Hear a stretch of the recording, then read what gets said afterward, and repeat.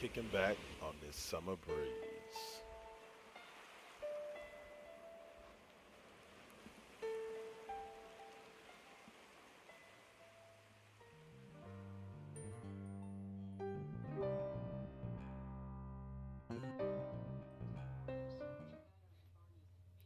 All right. So, welcome to this week's edition of Double K's Fresh Take.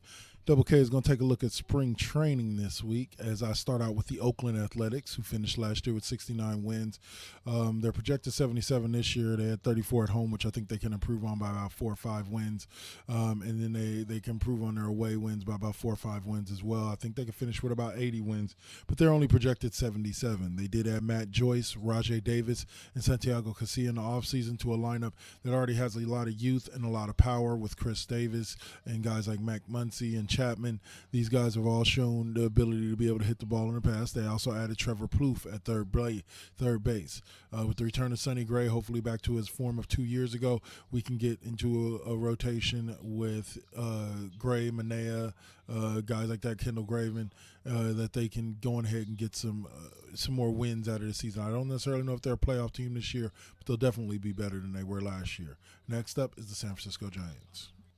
The Giants had themselves even a better season than the A's as they finished with almost 90 wins at 87 and 75 and finished second in the AL West and actually making the playoffs. Though they were eliminated in the first round of the playoffs by the Chicago Cubs, they did have one hell of a year.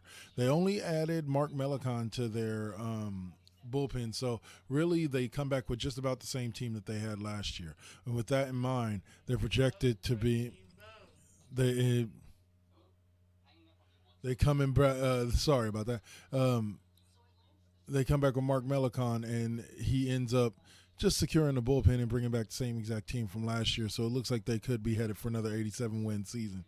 I think 87-88 is around a fair shot for the Giants. I think they will do well this year, possibly another wild card, but I don't think they're winning the World Series. Those days of them dominating that way in the postseason, I believe, are over. They might get one more title out of this run, but that'll probably be it. But the Giants are a team to keep an eye on for this upcoming year. Next up is the team that actually won the NL West, the Los Angeles Dodgers. All right, guys, so lastly, the Dodgers. The Dodgers had themselves an amazing season last year, winning the NL West and over the Giants by a couple of games. They won 91 games last year, 53 at home, 38 away.